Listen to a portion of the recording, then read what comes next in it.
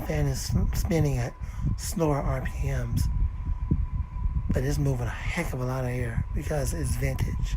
We've had this since the early 90s, and it's still going today. It's a Hampton Bay.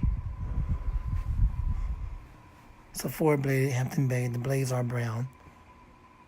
It moves a lot of air, and it has 3 lights in it. Yes, all 3 lights work, but we don't need the lights because we're using this light right here. This is not my room. This is my nephew's room, and he has the fan running. He also has a max air like I have.